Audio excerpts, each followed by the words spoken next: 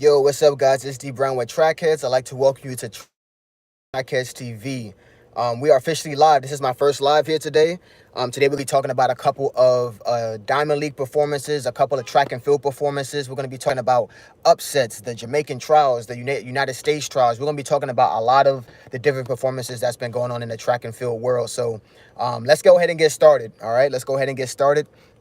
First, we're going to be talking about we can talk about the Jamaican trials, right? I didn't look at all of the performances that were happening, but there were a lot of notable performances, a lot of notable athletes that were missing in action, right? We had the likes of Johan Blake. Did not see him in the finals at all. I don't even know what time he ran, to be honest. It didn't look like he had I think he just had one of those performances where either his legs weren't healthy or no one really knows what happened with the guy. I don't know what that was.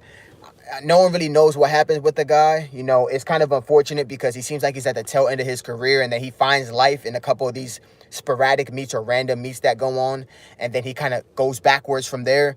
It's like his body can't find that rhythm or whatever the case is. We don't know what's going on. He's in basically the later stages of his career. He's about 34, 35, has been sprinting elitely since the age of 19. He's in a event that isn't as technical as hurdles, so sure, the speed may decrease, but maybe you become more of a master in your hurdles. He's in a sprint event where if you're not running fast, you're not running fast. There's no amount of technique, even in block starts, that can kind of help you in that can kind of help you. So one thing that's pretty interesting with him, though, is that, hold on one second, I don't know who's calling me, but one of those things that I think is just very important is that he's just not there, right? And he has a lot of expertise. Is unfortunate. Hopefully they can utilize him for the 4x1 if they qualify for the 4x1. They haven't had a qualification standard yet, which is unfortunate. But we did see a couple people that really shine through in the name of Keishane Thompson, right? He killed it, ran 9.75. A lot of people have been asking me because I rightly predicted that Noah Lyles was going to beat Keishane Thompson last year, even though Keishane Thompson had the faster 100-meter dash going into the World Championships. I just had a feeling that Noah was going to pull it through simply because we're talking about two different race models. Noah Lyles is very consistent when he's in that last 30 to 40 meters. When he hits top end speed, he has very good speed maintenance, and he's able to hold that turnover for such a long period of time, which is why he runs like 19.3 in the 200 and runs consistently in the 19s, where Keishane is kind of like a more robust Asafa Powell, where he builds up so much momentum in the first 60, 70, 80 meters that sometimes he can't really hold that in the last 10, 20 meters. Instead of staying open and relaxed, it's almost like he's trying to catch the stride to continue accelerating. And at that point, it's just all about mechanics. And if he tightens up, not good things happen. So just very interesting how he was able to run that 9.75. We saw a couple other athletes in the back from there, but like I said, the main person that we're looking at is Keishane. Keishane did such a good job in that particular race. I'm curious how he's going to be able to bounce back when it's time for him to go up against greater opponents. We saw a couple other athletes. The world champion from the 2022 Olympics, not 2022 World Championships, I want to say. I don't remember his name, but he's a world champion from Jamaica, one of the few world champions in the 400-meter dash. And Jamaica just seems like they've been struggling, man. They lost so much talent in a couple of these notable events. I mean, you had a couple people that went 19, a couple people that went sub 10, but it's not reoccurring. It's not the consistency that we're used to seeing when Usain Bolt and Johan Blake and Asafa Powell and Shelly Ann Fraser-Price, a lot of those dominant athletes are either on their way out or they just are already out and they're struggling to find talent. But even bouncing back from that, we did have the 100-meter dash for women. You had Shelly Ann Fraser-Price, who managed to skate through. We had one of the twins skate through as well, which was a good look, finishing at 10.8. Sharika Jackson did her thing as well, but she's already world champion. So she was able to get the bye for both of those events. And like I said, whenever you have just talent like that, it's really, really dope to see how they do. Like I said, Sharika Jackson was able to skate in, and she's already world champion for 200, so she didn't need to compete in that. All right, so like I said, for the world championships, for the Jamaican qualifyings, it's really dope to see. But let's switch it up a little bit. to a Diamond League event that was a little more recent, Monaco Diamond League event. So a lot of different performances that were really like up on my radar that really impressed me was the Femke Bowl 400-meter hurdles event that happened in Monaco, right? It wasn't necessarily the 51.95 that made that impressive from Femke Bowl. We know that that's in her wheelhouse. She is at this point in the part of her career where she's starting to reach into her peak. She went 50.9 at like a high elevation meet last year, so 51.9 doesn't surprise me. The biggest thing that probably surprised me was the fact that Dalilah Muhammad, who it's 35, I want to say, who is 35 years old, last year, training with a totally different coach in John Smith, decided to come back from the abyss of maybe her career's ending to come back and run a 52.5 in the 400-meter hurdles as a 35-year-old. Insane. I would say it's insane because, you had the top five, Anna Cockrell, I think, is a little ahead or a little right behind Dalilah Muhammad as like the fourth all-time or the third all-time. You have Femke Bowl, who's second all-time. Sydney McLaughlin is first all-time. Like, you literally have, comparably to like the men's 400-meter hurdles, you have the top five ever really competing on like a daily basis. You have Femke Bowl, who's pretty much solo, but you have Sydney McLaughlin, who's solo, and then you have Anna Cockrell and then Dalilah Muhammad, who train together. It's just really dope to see them compete and really see the level of like intensity in which they compete at. Dalilah Muhammad isn't trailing off in like the last 50 meters. Like, she is applying pressure to, to her competition. And it's really dope to see. It's really impressive to see. So I hope that she continues to apply that pressure as she can, as she goes through her career, because I don't think that she just wants to drive off into the sunset on some, hey, I had a great season and, I didn't make the world championships. I think she really wants to scare a lot of her competition, and she may walk away with the PR at this rate, because I don't think she was running 52. Granted, it's a later part of the season in September, but I don't think she was running like 52 this early in the season in relation to the world championship. And it's a long ass season. So, right now it's June, July. She has July. Well, it's July now. She has August and September, 2 more months to continue to squeeze that down. And, she has the ability to. It's like, why not? She's trained. She has one of the best training camps for 400-meter hurdles. And who's going to stop her? She has nothing to lose. You know what I'm saying? So it's a really good look to see her at the top, and fighting for that podium spot, not just laying down because of old age or whatever the case is, or relatively old age in the track and field community. So that was really, really dope. It's her fastest time since 2021, so can't be mad at that.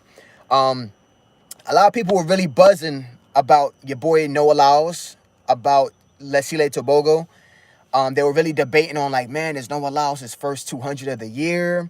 What is he gonna run? He's going against Tebogo. It's like the rivalry. There's this amount of wins this person has, this amount of wins the other person has.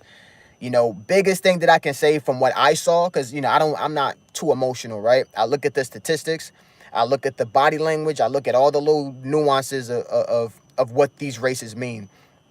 And I think this race particularly means absolutely nothing. We are too early in the season, and I'm saying that as it being July. We're too early in the season for this race to really mean anything. You have the likes of Noah Lyles, who's finally opening up in the 200. He had like some early season issues with his ankle, I guess. Maybe, I have a feeling he probably had maybe another issue that he didn't necessarily discuss. But this is someone who I referenced early in the season in a video, saying that this is someone who has to get his strength back.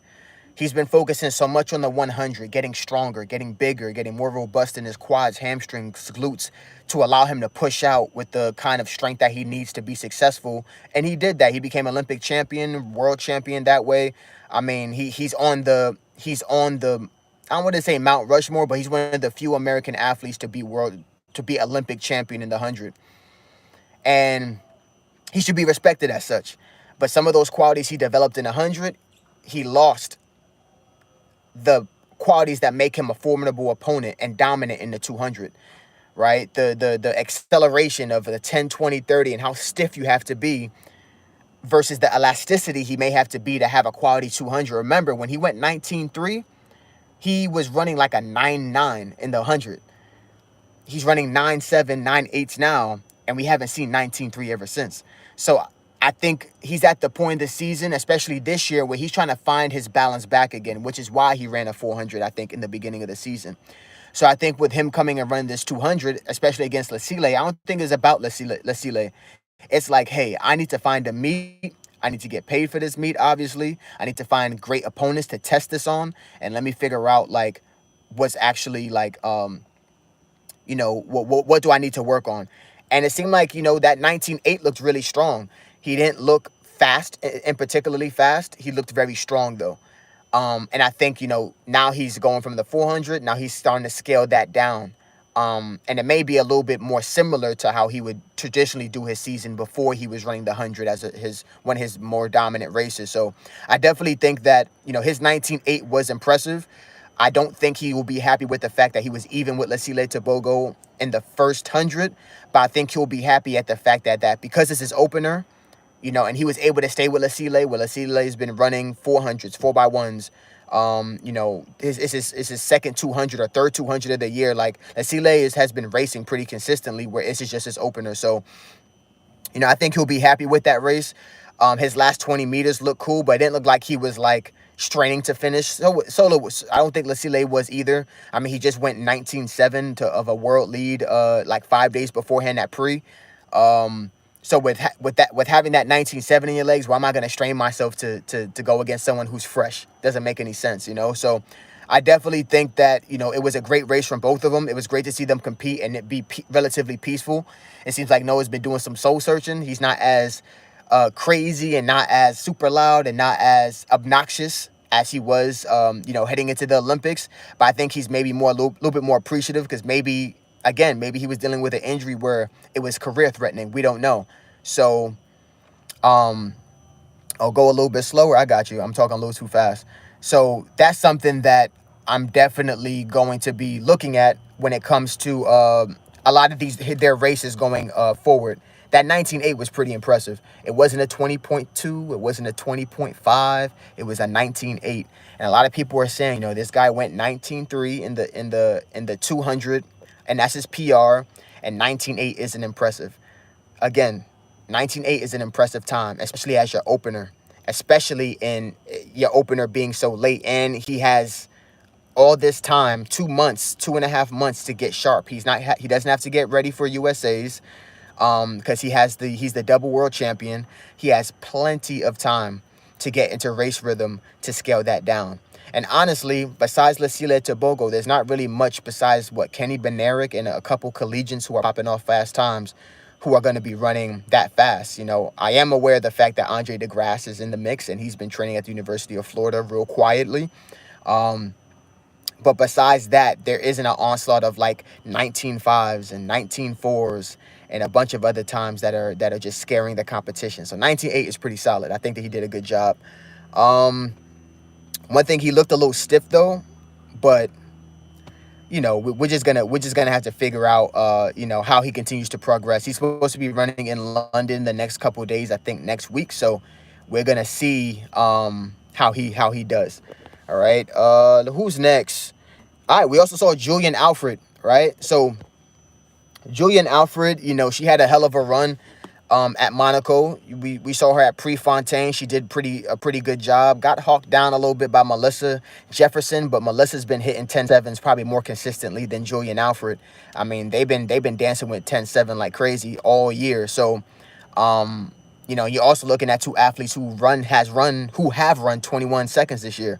So to go 10.7 and then to run 21.9, that's a hell of a matchup. And Melissa Jefferson happened to get the finishing time for that. So I think Julian Alfred did a great job. I mean, she destroyed the competition in Monaco, went 10.7 and some change into a pretty, I think, neutral, what was it, a headwind? I'm not even sure. But there wasn't anyone that was within 0.3 of her. I think the next fastest time, was like an 11.0, 11.1. I mean, she was gone. Her last 30 meters looked just notably stronger. I mean, she's lifting better. She's more dominant in the first 30, and she's one of those athletes that if she's dominant in the first 60, maybe you can probably squeeze her in the last 30, 40 meters and press her to see if her technique is going to fall apart. But the way she's looking now, she's running a complete 100. First 30 is amazing. Transition from 30 to 50 is amazing. And then from 60 and on, she just holds her turnover better than anyone else, especially for how powerful that she is. Melissa's probably one of the few that actually look better than her, slightly when it gets to top end. But like I said, it just depends on the day. Prefontaine, Melissa had her. Who knows if in the next race that Julian Alfred is going to get her. So it looks pretty great. It definitely looks better than it did last year and the year before. She's just been improving. Yeah, the next race that I saw that was pretty interesting was Gout, right? So Gout, man, he's a very interesting guy from Australia. They call him like the new Usain Bolt, right? Just because he has similar features. He's dark skinned, slender, very bouncy, very elastic.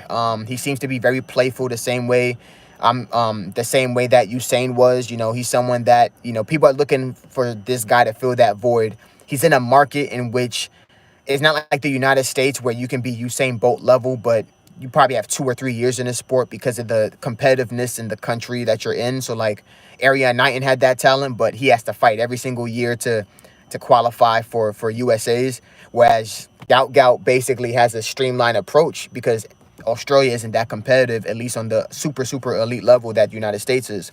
So you find someone who can walk in Usain Bolt shoes, and they're kind of like putting him to the forefront to be kind of like the mascot for Diamond League and a lot of these international competitions to get that money, because a lot of people want to see the second coming of Usain Bolt. They want to get that money. So it's just very interesting because I guess they're trying to get him to break 19 seconds on the main stage, which I understand. But I mean, he just always just gets there. Like he's at 20.1 or 20.0 something or 20.1 in a negative win. Like it's always very close.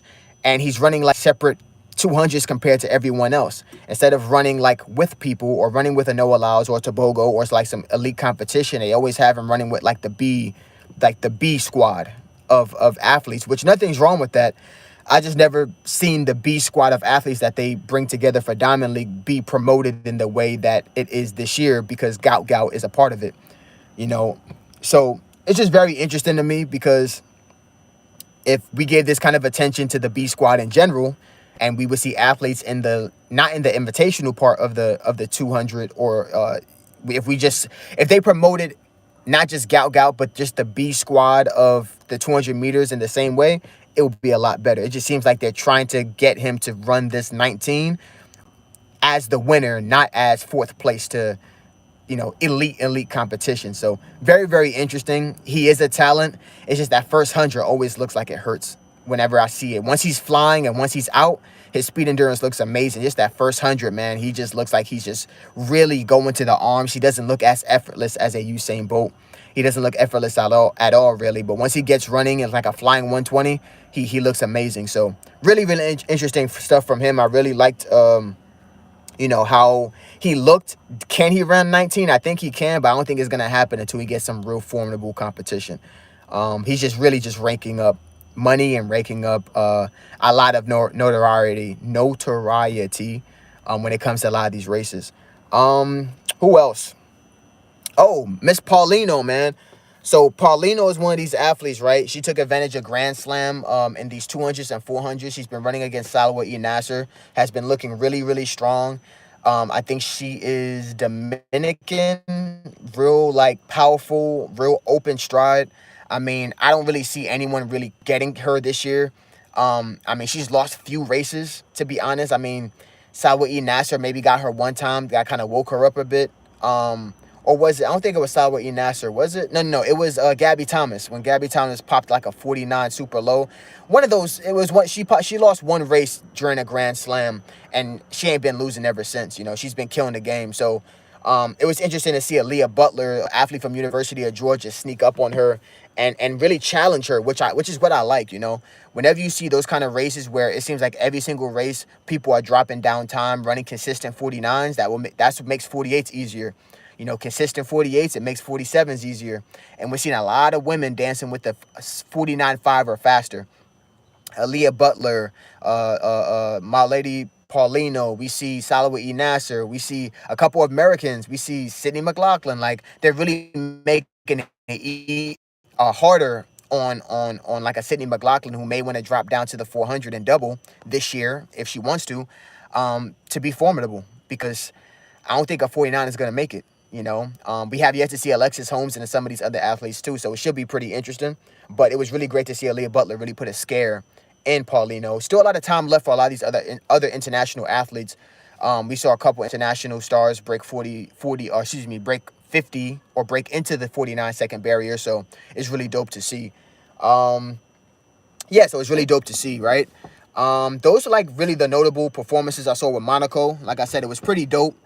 They looked pretty cool, so we're going to transition to the Ed Murphy Classic. So I didn't see all the races for Ed Murphy Classic, but I saw the notable ones that were really cool to me. So I'm going to just talk about them, and it's going to be the last thing I talk about because I'm about to get out of here. All right, so with the Ed Murphy Classic, the first event that I saw, not what was on the event, but what I saw Britton Wilson, right?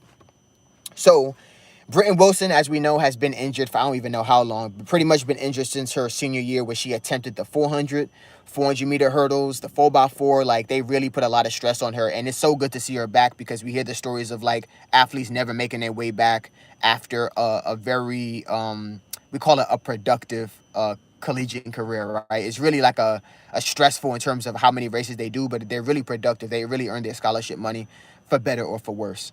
So we saw Britton Wilson. She dropped what did she drop? A 50.5. She did that against some really solid competition. Looked really great. Looked really strong on the back half. Her last 150 looked really dope. It looks like she just continues to drop time. Goes from 51 to 50. And then just continues to drop. And honestly, with that 50.5, and she comes from the aerobic side of things, training at the University of Arkansas, she's someone that can probably that can run like a 50.5 or 49 after doing 2 or 3 rounds of a 400. And I think that's really, really impressive. I think that with that 50.5, it definitely puts her in a conversation for USA's. Because honestly, I think the top 3 times, you're going to need a 49 to crack into it. You have the likes of Alexis Holmes that is still into the 400. You have the likes of a couple other athletes, Aaliyah Butler. We have Sydney McLaughlin, who could be possibly running as well. I mean, it's really going to be tight. It's going to be really tough to get in. It's going to be really tight. But like I said, Britton Wilson had a really good performance. It looks like she split like a 23 high, came through at like a 36 through the 300, and then just kept on running. And like I said, she's one of those athletes that can really, like, in the back half of that 400, really kick it in. So I definitely predict that she'll be at 49 seconds in the next 2-3 weeks. Probably like a 49.8, 49.7. What they say, Sid, if she runs. Yeah, I think Sydney, Sydney was actually supposed to run at Ed Murphy Classic, but I think she pulled out because she was sick or something like that. And if Sydney decides to really put the hammer down, maybe that's where the American record goes. It seems like every time she tries to break the American record, the competition is kind of, I don't want to say subpar, but not to the standard in which I think she wants to, I mean, that's everyone's goal, but I think she wants to break the American record coming in first. Because, I mean, if she really wanted to break it, she would go against Paulino. She would go against Salwa E. Nasser. She would go against some of those really, really tough girls, right? And Lena Irby, Isabella Whitaker has been killing it. She's another one that trains in that Arkansas group with Boogie Johnson and his brother, where just strong in the back half. Back half is just ridiculously strong. I mean, we've seen her hawk down a couple girls in Europe disrespectfully. And she's been running 49 overseas. I think when she gets back home into some comfortable environments in Eugene at that, where it seems like Eugene takes 0.25, a half a second off for your 400, we could be looking at a couple girls going 48. Hopefully it doesn't rain, because Oregon is notorious for like strange weather in the middle of the summer. But Lena Irby, is a perfect example too. She's been going 49. She went 49 twice. Even though she didn't run, I think she was supposed to run that Ed Murphy Classic. I'm curious why she pulled out. Hopefully it isn't anything crazy, but it's going to be very, very interesting to see how some of these girls go. Let me see. I hate Kennedy. Yeah, a lot of these girls, specifically at the Arkansas. I mean, I literally was just talking to someone about this like yesterday. It's crazy seeing how they were able to top the podium in college, right? Like we see like Nakisha Price from Jamaica, who ran at the University of Arkansas. Like she's starting to get back into rhythm. She ran at a recent meet. I think it was Monaco, where she looked pretty good.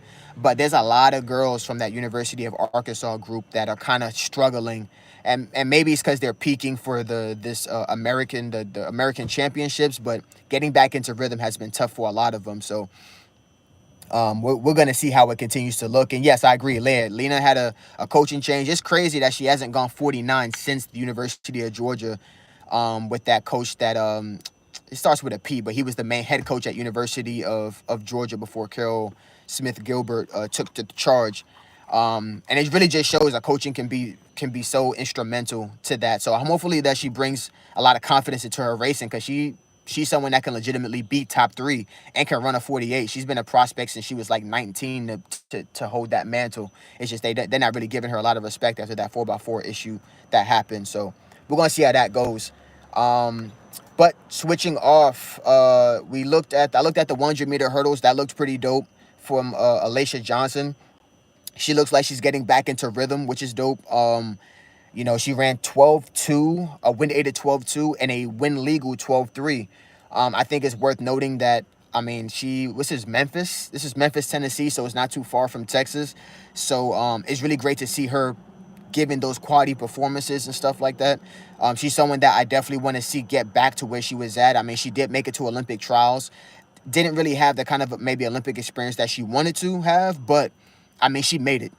She made it, and it's also good to see her overcome the negative publicity that was the Miami Grand Slam with her and Freddie Curley, and show I am an athlete and I'm not just with the drama. I don't know her personally, so I don't know what her situation is, but outside looking in, it's great to see her put down quality times that put her in the conversation, because after a lot of those athletes at Miramar ran that 12.1, a lot of people have been shooken up. I'm looking to see who's going to challenge those times, because a lot of those girls who ran those times have either been injured or haven't ran close to those times since, right? Because Miramar is just a different track. I don't know if they sprinkle magic dust on it or what, but Miramar always produces crazy times that never really get replicated anywhere else. So I'm really looking forward to see how that's going to go. So yeah, she did a very phenomenal job. And now we're going to talk about the big race that happened at Ed Murphy Classic, right? So Quincy Wilson, man, the freaking high school phenom, disrespected the 400-meter field, man. You had Olympic gold medalist in that field. You had guys who make relay teams in that field, guys who've made world championships in that field. You had a bunch of different talented guys in there that literally, I understand, you're getting ready for your season, you're trying to peak in the right way, but gosh, man, to have a high schooler who, 16, 17 years old, bulldoze a 44-10 on them boys, is disrespectful. It's disrespectful. He's someone that I've always been like, man, they feel like they're racing him so much. It seems like, he's going through, his body's changing. He has a little boy body, and I say that respectfully. You could just tell a lot of the other guys, they strong, but this dude, man, open stride, super confident. You could just see the poise on him. He's no longer scared to compete with these guys. And they're literally raising a demon not negatively, but this guy is a fearless 17-year-old guy. A fearless 17-year-old guy. His biggest strength, I always felt was his strength, his ability to run the 500s, the 600s early in the season. But it seems like, his team has been putting him in 4x1s lately, 4x2s lately. And you could definitely tell, his mechanics still have to improve a little bit more, but you can tell from the waist down, waist up, he still look kind of awkward. He's extending his arm when he's, it's behind him and stuff that as a technician, you just kind of look at and be like, I don't like that. But man, when he really opens up and gets majestic, you can't front that from the waist down. He just looks great. He looks great. And, he looks very, very strong, very confident. And he's someone that, he's going to run 43 probably at USA's if he continues run like this. I don't see any reason why not. And this is also the second time he raced against Deadman and ran a record and ran the high school under 20 or under 18 record. It happened last year right before going to Worlds. and excuse me, before the Olympics, and it's happening again this year. I think he went 44.2 or something like that last year. He went 44.10 now. That boy's gonna run 43 before we know it. And honestly, what's crazy is that when he ends up going to USA's, right, we have to look at, does he have a possibility to take a spot? And if we look at it, there's a couple guys that have gone 43 this year, or that have the prospects to go 43 this year. It's really a really loaded field for USA's. But if we really peel back the layers, it's like, how many of those guys can do it after running 2 rounds?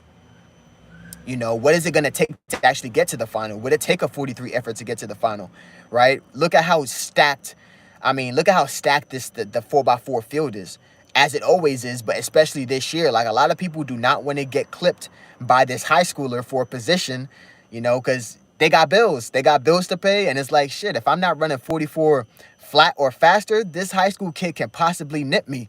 And he comes from the strong side, not the fast side. He comes from the strong side, so he can handle those rounds. He's someone that can probably run a 44.10 or 43.9. He showed last year that he can still run 44 after PRing like twice in a row, which is insane to me.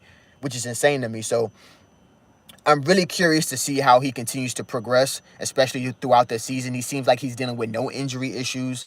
He's also someone I see that's getting the chiropractic care. He's getting the full, flush out, like things that the typical high schooler isn't getting. He's damn near signed to New Balance. So I'm sure they have a budget in there somewhere to make sure he stays healthy. And he's basically like number 2 when it comes to New Balance in terms of high school prospects and talent. That was, first it was Sidney McLaughlin, and then it's him. So he's someone that, I wouldn't be surprised if he goes pro damn near now. Why not? I don't think college has anything to offer him, because he's getting probably big checks in terms of NIL money now. He's moving product, because everyone sees what he's doing and see how he's running, and he's moving spikes. He's moving a lot of different things.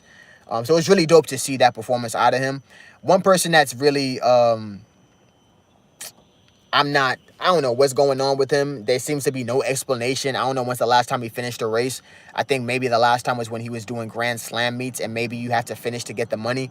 But Steven Gardner, man, I don't know what's going on with him. It seems like every time he lines up somewhere around 250 or 300, when he figures out he's not in a good position to challenge, or he doesn't want to get a loss on his name, at least outside looking in, that seems like the situation. Maybe him and his coach have a plan. I don't know, but I really don't know the last time he finished a race.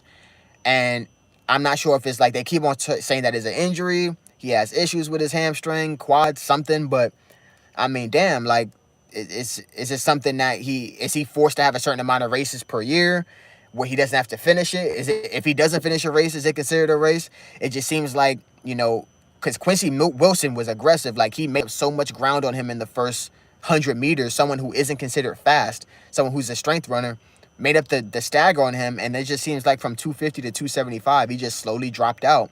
And no one's talking about it. Like, no one's saying, they just give him his props at the beginning, like, oh, this is Steven Gardner, the world champion or the Olympic champion, whatever, number whatever all time. And then no one talks about the fact he's not finishing none of his races. It's really insane. It's really crazy to think about, because if it was any other athlete, people would be like, yo, like, you're not finishing your races. Why should we even invite you? He's a good headliner in terms of like, oh, this race should be close because we have Olympic champions and world champions, and he's there. But it's like, other than that, what he doing there for? Might as well just be in the stands, and that comes from a spectator. I understand as an athlete, but as a spectator, man, we don't want to see you line up in no blocks and then not finish the damn race, man. So hopefully Steven Gardner, cleans that up and figures that out. But he's someone I definitely want to see, challenge. It's like, why just be content with just running to 250, assuming that, his body is holding up how it's supposed to. And if it ain't holding up, why not? Why enter races?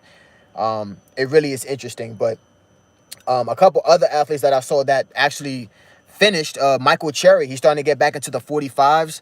He's someone that has been injured these past couple years. He ran a couple 800s at the beginning of the year. He's someone that's considered a strength-based 400-meter runner as well. When he's in good 600-meter shape, 500-meter shape, he's a demon. He's a beast, especially when he has some speed under him as well. Very lanky, very elastic. If you actually look at how he runs and Quincy runs, very open stride. Very smooth, hold their mechanics really well heading into the last 120. So he's someone I definitely want to see come back, because he's a beast on relay teams. You know, when I watch interviews of him, he's someone that says he didn't want to be a relay merchant. He didn't want to be one of those guys who just sticks with relays. But it would be great if he can make a relay team that adds momentum to build into, you know, his open season. Because I mean, his best season I think was like 2021 or 2020. One of the seasons, I think it was like either early like 2021 or 2019, where he was just running 44s like every freaking meet, and it seemed like he was gonna run 43, and it just never happened. So hopefully he's able to come back and show like he's a formidable guy, and he can get back into rhythm. So I'm hoping, you know, hopefully he can get down to 44 lows, or even like finesse a 44 if he has the, you know, if he has the race rhythm in his legs. Also, Will Sumner, man. Will Sumner came back. You know, he's one of these guys that ran for the University of Georgia. He's the NCAA champion, and he got injured. But he's someone that when he is really good 400-meter shape, man, he is a beast in the 800. So it's really great to see that he's, you know, he ran, what, 45.4? And 45.4 is moving.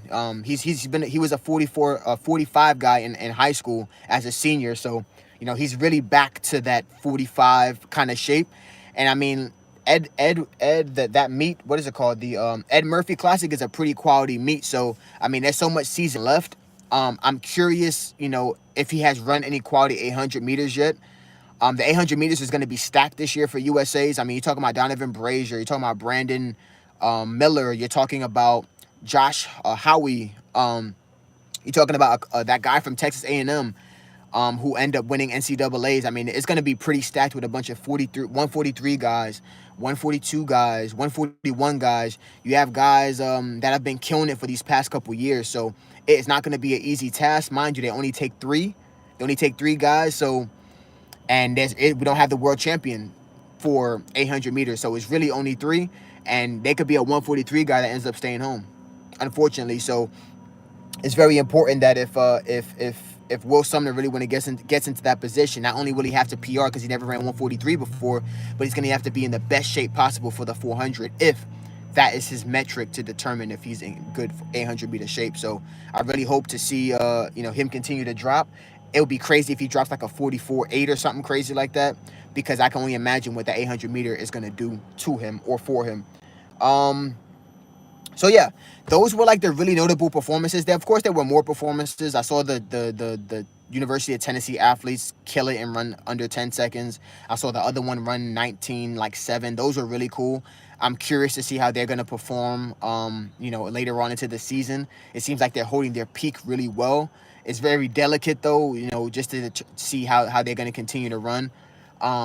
Like I said, so it should be pretty interesting. Those are just, you know, a lot of the things that I saw in these past couple of weeks. Are there more performances? Yeah. Am I going to talk about them later? Probably so. Especially with USA's coming up, especially with some of these bigger meets coming up, like London.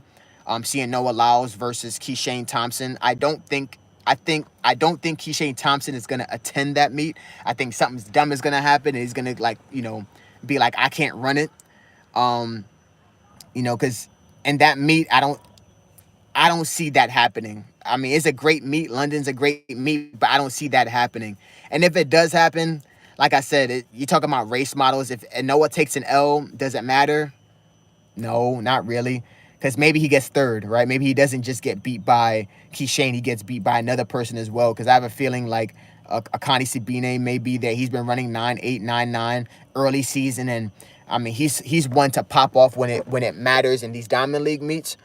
Maybe not at the World Championships or on the Super Elite level in terms of like top 3 performances, but he seems really hungry this year. So there's going to be a lot of things to talk about, which I'm excited to talk about when the time comes. But yeah, that's all I got for y'all today, man. I want to appreciate y'all tuning into my first live. You know, they've been asking me to do this for a minute, so I'm glad I was able to oblige. All right, guys. So if you haven't already, go ahead and subscribe. Go ahead and check out a lot of the content that is already in the video section. And I want to thank you guys for watching. This is D Brown with Track Headz. Peace.